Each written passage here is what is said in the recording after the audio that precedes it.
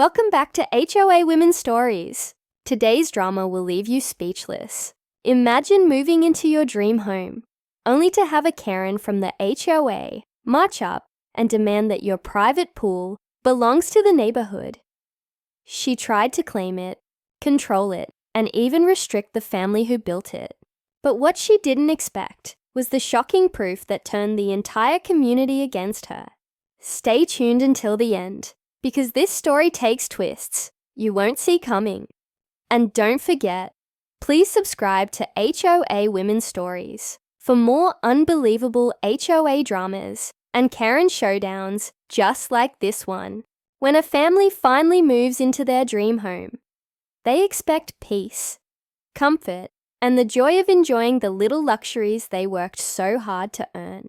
For this family, that luxury was the pool, an oasis in the backyard, sparkling blue water framed by a wide patio and shaded trees, a space they imagined filled with barbecues, laughter, and summer memories. It wasn't just a pool, it was the centerpiece of the home, the detail that sealed the deal when they first saw the property. The house itself sat slightly apart from the rest of the neighborhood.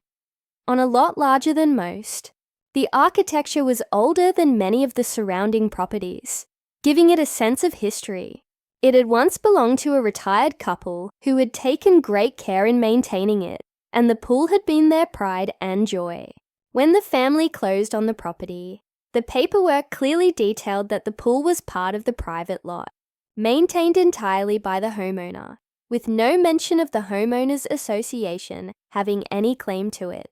Everything seemed perfect. For the first week, life was everything they had hoped. The kids ran out back every day, splashing into the cool water, their laughter echoing through the neighborhood. Friends came by for cookouts. Neighbors peeked over fences with smiles and waves. And there was a sense of excitement that came with being new faces in a tightly knit community. But beneath the smiles, there were whispers, glances exchanged, conversations that quieted when the family walked by. And at the center of it all was one woman, the self-appointed queen of the HOA. She was the kind of neighbor everyone knew, whether they wanted to or not, always watching, always commenting, and always making sure everyone knew that she was the voice of authority in the community. Her manicured lawn and rigid demeanor set the tone for her reputation. People didn't argue with her. They complied because it was easier, but the new family had yet to learn this unspoken rule. On the 8th day after moving in, the knock came. Sharp, insistent, the kind of knock that carried not just impatience, but ownership. When the door opened, there she stood, clipboard in hand, sunglasses perched on her nose, her expression one of barely concealed disapproval. She didn't greet them with warmth. She didn't welcome them to the neighborhood. Instead, her attention went straight to the backyard, as though she could see the shimmering pool from the front porch. She wasted no time in declaring that the pool was not theirs alone to enjoy. According to her, it belonged to the neighborhood, a shared amenity that she claimed the HOA had rights over. She spoke with the authority of someone who had repeated the line many times before. Expecting no challenge, no resistance, the family was stunned. The pool had been clearly listed as part of the property. The realtor had walked them through the details. The deed had spelled it out. But here was this woman, with the confidence of someone who had convinced others before, stating that the pool wasn't theirs to keep.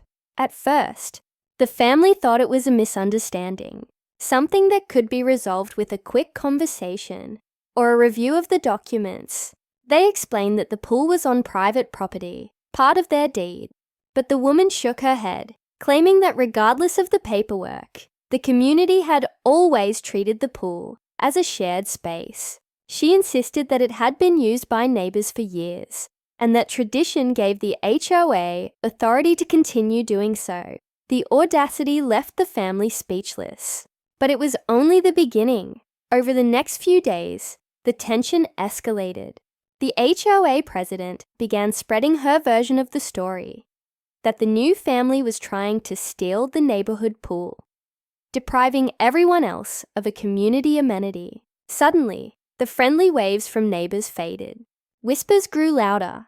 Children who had once smiled at the fence now stayed back, pulled away by parents who didn't want to get caught in the middle. Then came the letters. Formal notices from the HOA citing community bylaws that supposedly gave them the right to manage the pool. Threats of fines followed, along with warnings that refusal to comply could result in legal action. The family watched in disbelief as what should have been a peaceful retreat turned into the center of a neighborhood battle. But the HOA president didn't stop at paperwork. She began showing up unannounced, striding into the backyard as though she owned it, pointing out imagined violations and demanding access for neighborhood use. She spoke of pool schedules, of lifeguards, of community funds that would now need to be collected for its upkeep. The arrogance was breathtaking. The family realized that this wasn't just a simple misunderstanding. This was a power play, a calculated attempt to seize control of their property, backed by the HOA's reputation for bullying residents into submission. And the more the family resisted, the more aggressive the tactics became. What the HOA president didn't know was that the family wasn't about to roll over. They had the deed, the documents, and the determination to fight back. But before they could plan their response, something even more shocking happened. Neighbors began showing up, expecting to swim. Word had spread, and under the HOA president's encouragement, people started treating the private pool as their own. Children climbed the fence. Adults carried towels and coolers. And suddenly, the backyard that was supposed to be a sanctuary turned into a battleground. The family stood at their window, watching strangers splash in their pool, their stomachs twisting with a mix of anger and disbelief. The HOA president stood at the edge, arms crossed, smug satisfaction written across her face. It was clear, this was no accident. She was orchestrating the takeover, daring the family to stop her. And that was the moment the family knew. This wasn't just about a pool. This was about power, control, and standing up to someone who believed she was untouchable. What the HOA president didn't realize was that the family was about to uncover something that would not only prove her wrong, but would turn the entire community against her. The stage was set, the battle lines drawn, and the war for the pool had only just begun. The morning after the shocking invasion of their backyard, the family woke to find their once pristine pool littered with plastic cups, snack wrappers, and wet towels abandoned along the deck. The water, which had glistened so beautifully just days earlier, now bore the cloudy signs of overuse. Their hearts sank. What had begun as a dream home was rapidly turning into a nightmare. But as much as the mess frustrated them, it was the principle that stung the most. Their property had been violated, their rights ignored, and the very neighbors who had welcomed them with smiles were now complicit in the takeover. And at the center of it all was the HOA president, Karen. Karen was no ordinary meddler.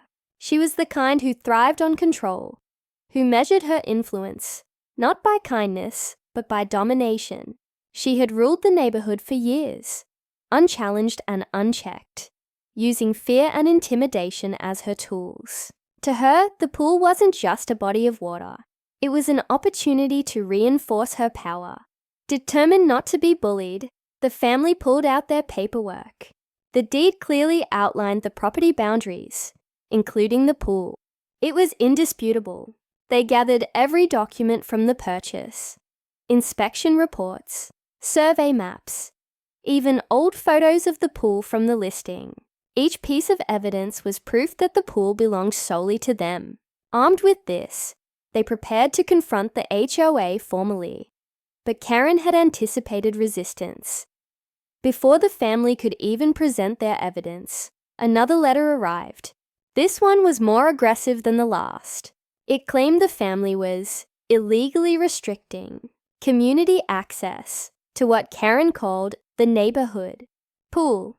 The letter threatened daily fines if the pool wasn't open to residents and suggested that the HOA had the right to enforce its rules with or without the owner's cooperation. It was an outrageous claim, one that had no basis in law, but Karen wasn't relying on legality. She was relying on fear, on the assumption that the family would cave under pressure. And while they refused to bow, the stress began to weigh on them. That weekend, things escalated further. A group of neighbors showed up at the backyard fence, pool toys in hand, demanding to be let in. They insisted that Karen had told them the pool was community property, and they accused the family of being selfish for keeping it to themselves. Some were aggressive, banging on the fence, while others pleaded with guilt-laden tones, suggesting the family was tearing the neighborhood apart. It was surreal. In the span of just days, they had gone from being the friendly new neighbors to the villains of the block. But Karen wasn't satisfied with social pressure alone. She began to spread rumors. She told people the family had lied on their application to join the HOA, that they had falsified paperwork to keep the pool. She hinted at legal troubles that didn't exist, painting them as dishonest outsiders who had tricked their way into the community. And disturbingly, people believed her.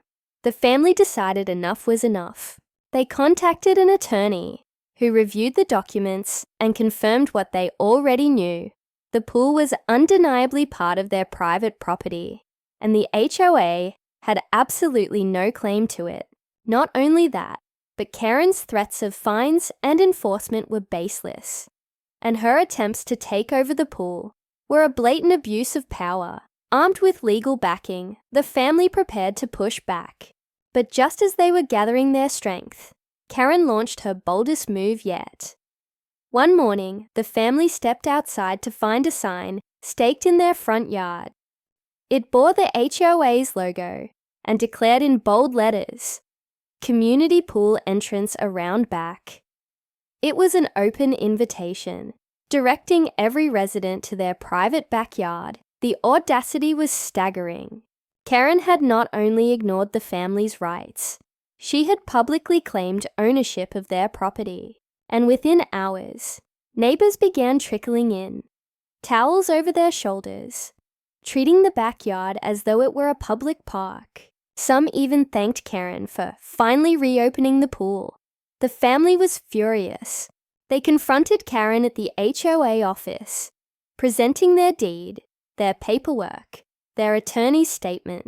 But Karen brushed it all aside, insisting that community history overrode any paperwork. She argued that the pool had always been used by neighbors, and therefore it always would be. Her smug confidence was infuriating. It was clear she believed she was untouchable, that her influence in the neighborhood would shield her from any consequences. But what she didn't know was that the family was already taking steps to expose her lies. They began documenting everything: photos of the sign, videos of strangers entering their backyard, copies of every threatening letter. They collected witness statements from friends who knew the truth, neighbors from outside the HOA who had no loyalty to Karen's regime. Piece by piece, they were building a case, not just for themselves, but to reveal the corruption at the heart of the HOA. Meanwhile, Karen doubled down. She organized an HOA meeting, announcing that the community pool was officially under HOA management and that new fees would be collected from all residents to maintain it. She spoke with such authority that many believed her, applauding as though she had done the neighborhood a favor. But beneath the applause, a few residents began to question. Why was the pool only accessible through the new family's yard? Why hadn't the supposed community pool ever been listed in their HOA documents before? And why did the deed to the house so clearly state otherwise? Doubt had been planted, and once doubt took root, Karen's empire began to show cracks. The family knew the time was coming, the moment when they would reveal the truth. the undeniable evidence that would strip Karen of her control. But they also knew that Karen wasn't going to go down without a fight. She had built her identity on dominance, and the thought of losing it would drive her to desperation. The battle was no longer just about a pool. It was about exposing the truth, about standing up to abuse of power, and about proving once and for all that bullies could be beaten. And as the family prepared their next move, Karen made a desperate play of her own, one that would push the conflict to a breaking point. The pressure in the neighborhood had reached a boiling point. What started as a few whispers and staged letters had grown into a campaign of hostility, orchestrated by Karen and fueled by her iron grip on the HOA. But beneath her polished facade and rigid authority, desperation was beginning to show. The family's quiet resistance, their refusal to surrender, and the whispers of doubt growing among neighbors all threatened the control she had wielded for years. And when control slipped from her grasp, Karen lashed out. It began with subtle intrusions. Early one morning, the family noticed footprints by the pool, fresh impressions in the damp earth that didn't belong to them. The gate latch was left unfastened, though they had locked it tightly the night before. A few days later, gardening tools disappeared from the shed, only to reappear scattered near the fence. Then came the unmistakable sound of footsteps. On the deck at night, fleeting shadows caught in the corner of their eyes. Karen had crossed the line from harassment into trespassing. She no longer limited herself to letters, meetings, and speeches. She was slipping into the property uninvited, prowling like a predator, determined to reclaim what she believed was hers. One morning, the family stepped outside to find something more blatant. The pool drained halfway, the pump deliberately switched off. The water was turning murky, a clear act of sabotage. It was no accident. The pump switch was tucked away inside the locked shed, a place only someone who had broken in could have reached. The children, once excited to run outside and dive into the water, now hesitated, their joy replaced by unease. The backyard no longer felt safe. Every splash of water, every creak of the fence, felt like an intrusion waiting to happen. And watching from the street, as though daring them to react, was Karen, her arms folded, lips curved into the faintest of smirks. The family's attorney urged them to gather evidence, to remain calm and avoid direct confrontation. So they installed cameras, tiny discreet devices positioned around the backyard, aimed at the pool, the fence, and the shed. What those cameras would soon capture would become the turning point of the entire conflict. But before the footage came, Karen escalated further. At the next HOA meeting, she unveiled a new decree. The HOA would be allocating community funds for pool restoration and maintenance, claiming the current caretakers were neglecting their duties. She waved photos of the half-drained, murky pool, sabotage she herself had orchestrated, as proof of her claims. The crowd gasped and murmured, their doubts momentarily silenced by her performance. She pressed on, declaring that she had personally inspected the pool, as was her right, and found it unfit for community use. She painted the family as negligent, selfish, and untrustworthy, spinning the sabotage into a weapon against them. But cracks in her story were beginning to show. Some neighbors questioned how she had gained access to the private backyard. Others began to wonder why. If the pool truly belonged to the HOA, there was no record of it in the bylaws, no mention in their dues or property maps.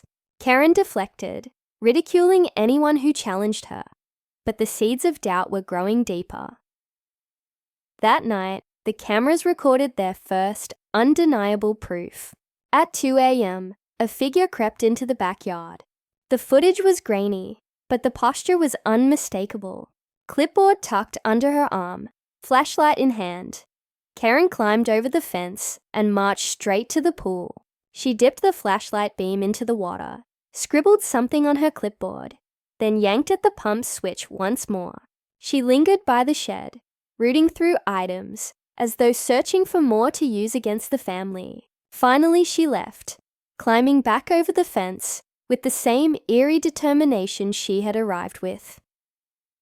The family watched the footage in stunned silence the next morning.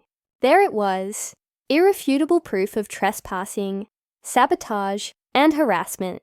Proof that Karen was not just overstepping her authority, but committing crimes. But instead of rushing to expose her immediately, the family decided to wait. They wanted more, enough to silence her and her supporters, once and for all. So they let the cameras roll, capturing every intrusion, every act of sabotage. Over the next week, Karen returned 3 more times, each time bolder than the last. She tampered with the gate, rifled through the shed, even tossed leaves and debris into the water to make it look unkempt. Each act was recorded, each step tightening the noose around her. Still, Karen continued her public campaign. She held another HOA gathering, this time more theatrical than before. She spoke of safety hazards, of liability risks, of the community's right to intervene. She demanded that the family hand over keys to the backyard gate, claiming the HOA would now schedule pool hours for residents. And once again, some neighbors applauded, but others exchanged uneasy glances, sensing that her obsession had crossed into madness. What Karen didn't realize was that her downfall was already in motion. The evidence against her was growing, piece by piece, waiting for the perfect moment to be unveiled. The family, once isolated and cornered, now had the upper hand, but they knew they had to play it carefully. Karen had influence, and exposing her too soon might give her a chance to twist the story again. They needed the right setting, the right audience, and the right timing to deliver the blow that would shatter her hold on the community. In the meantime, the strain of the battle weighed heavily on everyone. The children missed their carefree afternoons by the pool. The parents lay awake at night, listening for footsteps, checking the cameras, wondering what Karen would do next. The dream home had become a fortress under siege, and every day brought new anxiety. Yet amid the fear, there was also resolve. The family had something Karen did not: truth. And when the truth was revealed, it wouldn't just clear their names. It would destroy Karen's reign. They only had to wait a little longer. But Karen, sensing her power slipping away, wasn't finished. Her next act wouldn't just be trespass or sabotage. It would be something so bold, so reckless, that it would drag the entire neighborhood into the battle and force the truth into the open sooner than anyone expected. The neighborhood had never seen anything like it. One Saturday morning, when the sun was high and the air thick with summer heat, the family awoke to the sound of voices outside, dozens of them. The noise wasn't the casual chatter of neighbors passing by. It was the clamor of a crowd gathering with purpose, filled with excitement and entitlement. When they peered through the blinds, their stomachs dropped. A group of families stood clustered near their fence, children in swimsuits, parents carrying coolers, folding chairs, and umbrellas. And at the center of it all stood Karen, clipboard in hand, her voice carrying over the crowd as she made announcements like a ringmaster at a circus. She had done it. She had organized a full-scale takeover of the pool. Signs had been posted at the neighborhood entrance earlier that week, boldly declaring, "Community Pool Day, sponsored by the HOA." Karen had planned every detail. She had rallied the residents, promised a free day of fun, and painted herself as the hero reopening the neighborhood amenity. And now, dozens of people stood ready to march into the family's private backyard, treating it as though it had always been theirs. The family's gate rattled under the pressure of eager hands, and soon the lock gave way. One after another, the neighbors poured in, setting up chairs along the patio, plunging into the water, and turning the yard into a chaotic festival. Children shrieked with laughter, adults cracked open drinks, and music blared from portable speakers. To an outsider, it looked like a community celebration. To the family watching helplessly from inside, it looked like an invasion. And there was Karen, front and center, sunglasses perched on her face, waving her clipboard as if it were a royal scepter. She strutted along the edge of the pool, issuing orders about safety rules and pool hours, basking in the admiration of her followers. She had claimed victory, and in that moment, she looked untouchable. But what Karen didn't know was that every moment of her stunt was being recorded. The cameras captured her prying open the gate, leading the crowd inside, and taking control of property that was not hers. Every smug gesture, every careless word, every act of trespass was now irrefutable evidence. Still, the family's fury simmered, watching strangers splash in their pool, hearing their property described as community-owned, tested their restraint to the breaking point. But their attorney's advice echoed in their minds. Document, don't confront. Let her dig her own grave. And dig she did. As the day wore on, Karen's arrogance grew. She gave speeches about how the HOA had reclaimed the pool for the community. She spoke of new fees residents would pay for maintenance, of schedules that would be enforced, of lifeguards that would soon be hired. She paraded the takeover as her personal victory, ignoring the murmurs of doubt from a few who noticed the family's absence from their own backyard. But not everyone was celebrating. Some neighbors, particularly the quieter ones who had never challenged Karen openly, stood uneasily at the sidelines. They noticed the cameras tucked along the eaves of the house, lenses glinting in the sun. They noticed the way Karen avoided questions about paperwork, dismissing them with a wave of her hand. And slowly, the whispers began again, small seeds of doubt sprouting in the shadow of her arrogance. As dusk fell, the takeover began to unravel. The pool, once clear and inviting, was cloudy with overuse. Trash littered the patio, broken toys floated in the water, and as families began packing up, Karen's carefully orchestrated celebration left behind a backyard in ruins. The family stepped outside once the crowd had dispersed, surveying the wreckage, chairs overturned, food wrappers scattered, the water reeking of chemicals and neglect. Their private sanctuary had been violated in the most public way possible, but rather than despair, they felt a strange sense of calm. Because now, Karen had gone too far. That evening, the family compiled the footage. They clipped together scenes of Karen breaking the gate, inviting the crowd inside, giving orders, and claiming ownership of the pool. They added the recordings of her late-night trespasses, her sabotage of the pump, and her rummaging through the shed. Piece by piece, the narrative took shape. Not one of a heroic leader protecting the neighborhood, but of a power-hungry tyrant, abusing her position and violating the law. The evidence was damning, impossible to dispute, and the family knew the time had come. At the next HOA meeting, the room was packed. The takeover had stirred the neighborhood into a frenzy, with some residents praising Karen, while others arrived uneasy, sensing the storm that was brewing.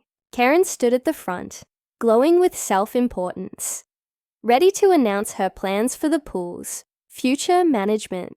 But before she could launch into her speech, the family requested the floor, and when the lights dimmed and the footage began to play on the projector, the room fell silent. There was Karen, caught on camera, climbing over the fence at night.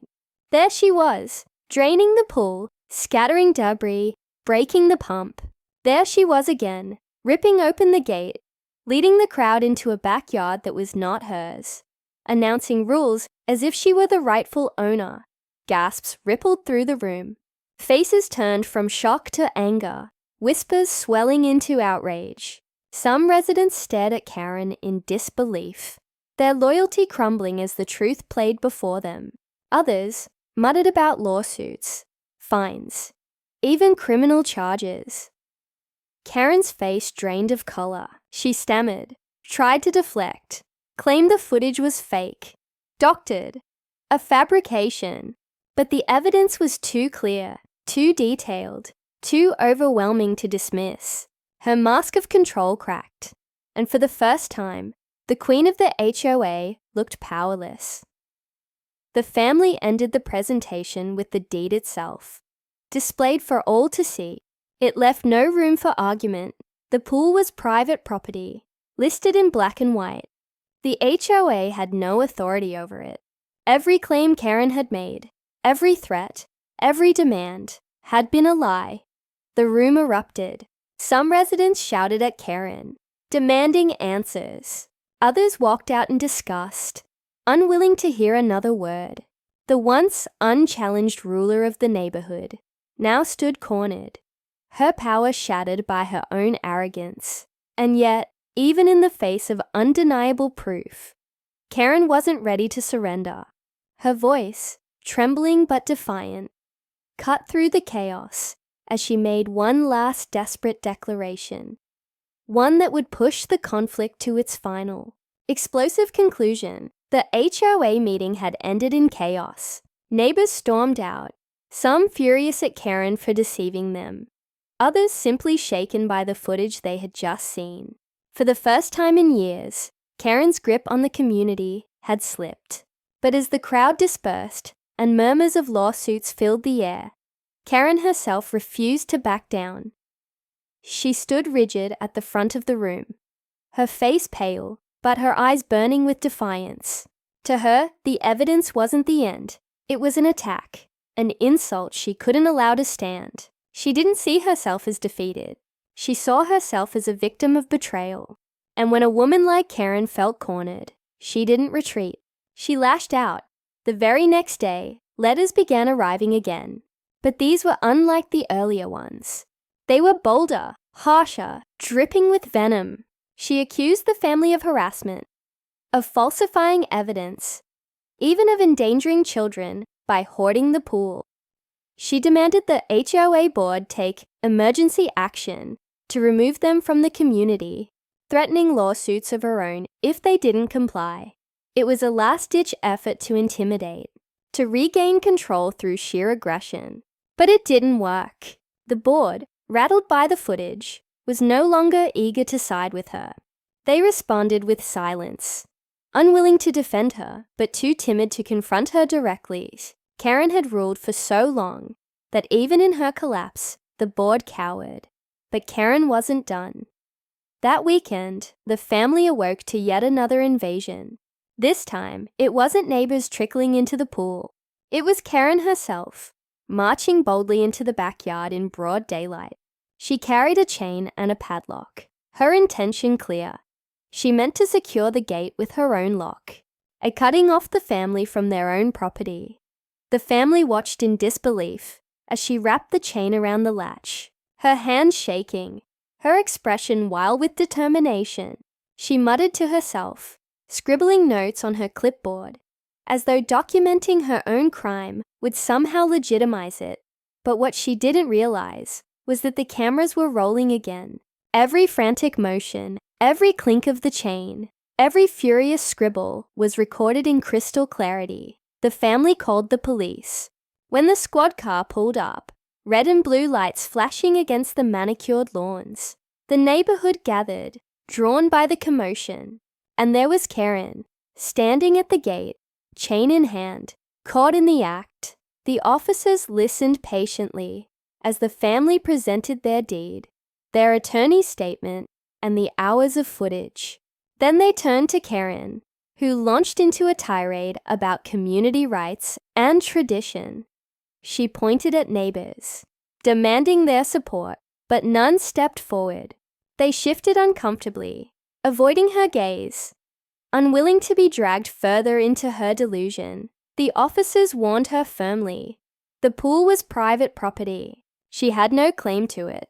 Her trespassing, vandalism, and harassment could lead to charges. And with that, they cut the chain she had wrapped around the gate, placing it back in her hands, as if to remind her of her failure. Karen's face flushed red, her jaw tight. For a moment, it seemed she might argue further, But the silence of the crowd crushed her. She turned abruptly, storming away, her shoulders rigid with rage. It should have been the end, but Karen wasn't a woman who accepted defeat gracefully. The following week, she filed a formal lawsuit, not against the family, but against the HOA itself. She accused the board of failing to uphold community rights and claimed they had abandoned their duty by refusing to take the pool under HOA management. It was a desperate move, a final swing of a blade too dull to cut. The lawsuit backfired spectacularly. The board, tired of her antics and terrified of the financial burden, moved swiftly. In a unanimous vote, they stripped Karen of her position as HOA president, citing her behavior as a liability to the community. Word spread quickly. The once untouchable queen had been dethroned. Neighbors whispered with relief. Some even celebrated quietly. But others shook their heads in disbelief at how far she had gone.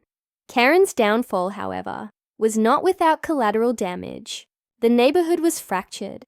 Trust among residents was thin. Friendships strained by months of conflict.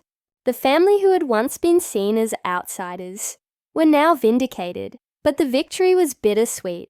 Their dream home still carried the scars of invasion, emotional as much as physical. Yet there was a strange peace in the air. Without Karen's shadow looming, the neighborhood felt lighter, freer.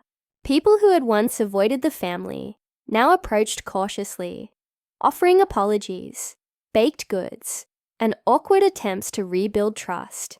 The family accepted graciously, knowing the fault lay not only in their neighbor's weakness, but in Karen's manipulation.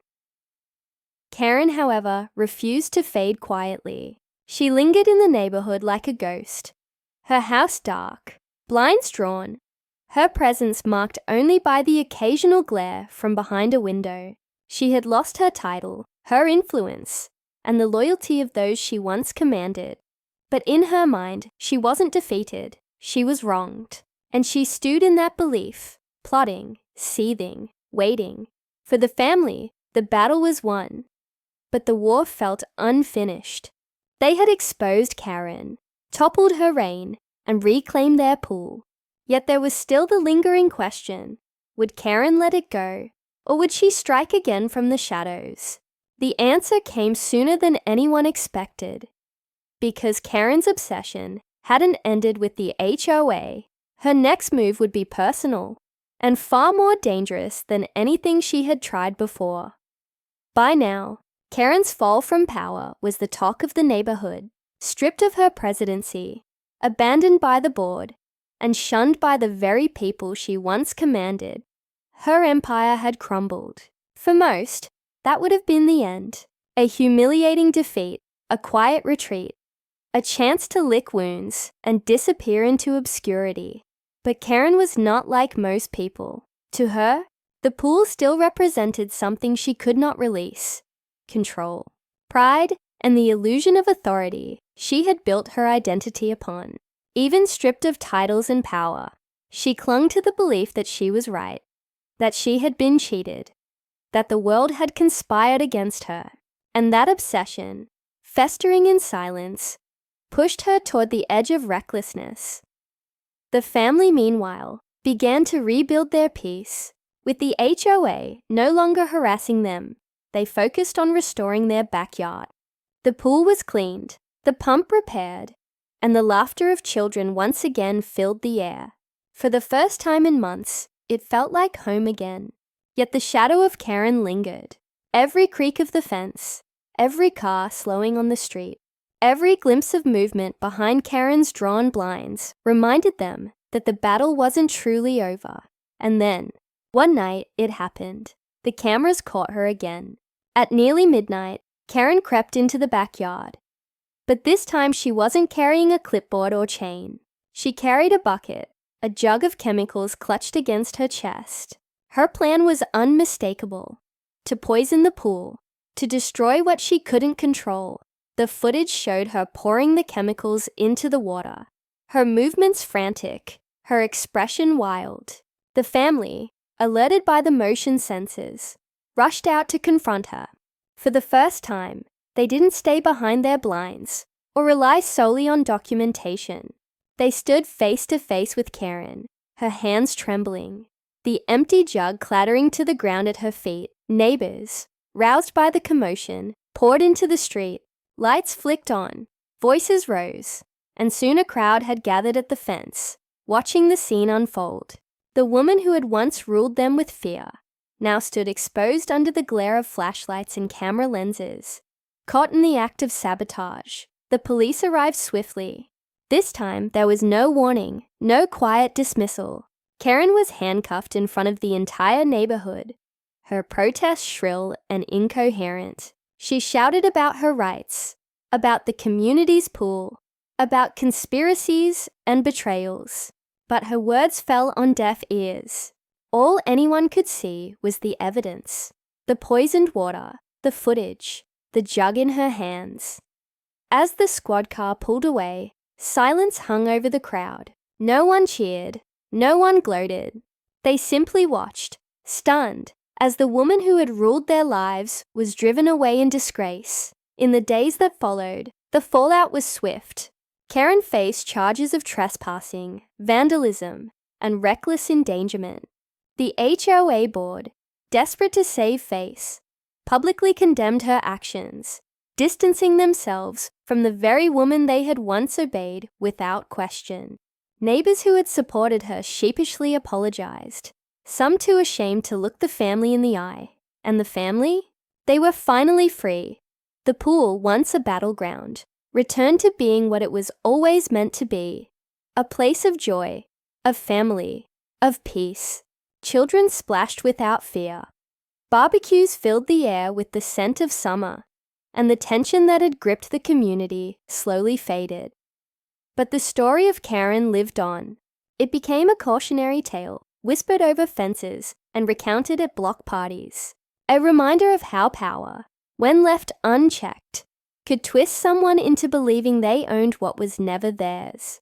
For the family, the victory was more than just reclaiming their pool. It was proof, undeniable, irrefutable proof, that bullies could be beaten, that truth could prevail, and that even the most powerful Karen could be proven dead wrong.